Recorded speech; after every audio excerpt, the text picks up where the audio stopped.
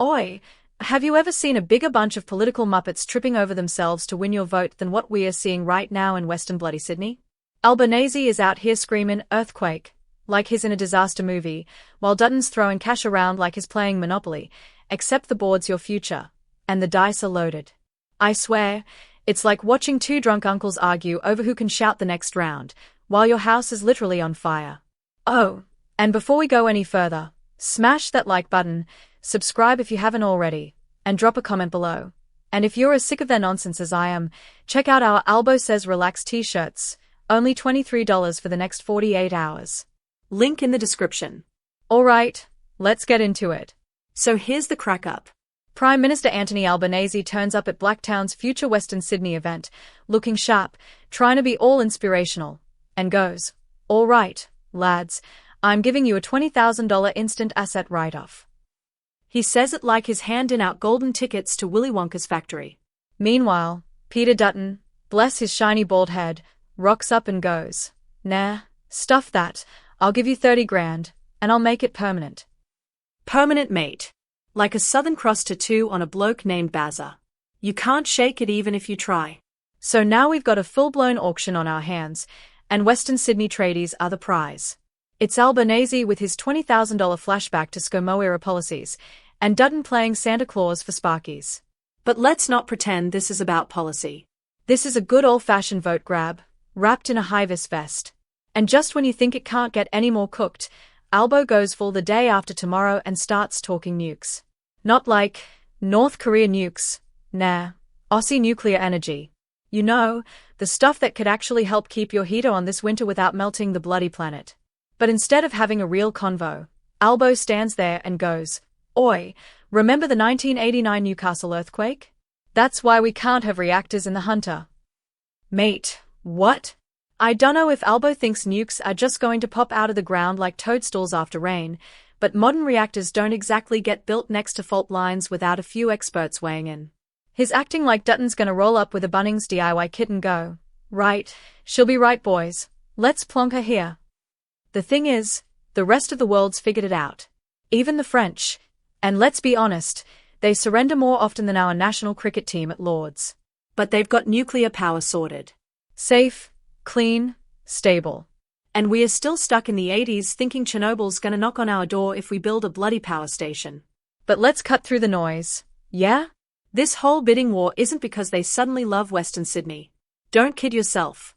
Western Sydney is the swingiest of swing seats. That's why they are both acting like desperate exes trying to win you back. One's showing up with flowers, the other with a slab of VB. But at the end of the day, they are both still the ones who ghosted you for years. What they are really saying is, here's your sugar hit now, don't worry about the diabetes later. Because while Dutton's flashing the $30,000 write-off like it's a scratchy win, he's also banging on about nukes and cutting red tape, without actually saying how he's gonna pay for any of it. And Albo? He's trying to outwork himself every week, turning every practical issue into a bloody moral panic. And how's this for symbolism? Albo literally tripped over during his announcement. Dead set. Legs went up, dignity went down. And as funny as that sounds, and yeah, the memes are glorious, it actually sums the whole thing up, a bloke stumbling through a half-baked announcement, hoping you're too polite to notice the cracks. Now, the press is trying to turn it into a John Howard 2.0 pity party, like oh look, he fell over, let's give him a sympathy vote. Nah mate. Sympathies for your Nan's knitting club, not for the Prime Minister when he's chucking around fear campaigns and calling it energy policy. Here's the clincher. Do tradies in Western Sydney want a $20,000 write-off? Sure. Would they prefer $30,000? Absolutely. But you know what they actually want? Stability. Affordable energy. Work for their apprentices.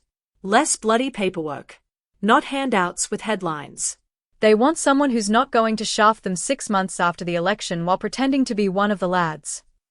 They want honesty, clarity, and maybe a PM who doesn't use natural disasters from 3 decades ago as a nuclear deterrent.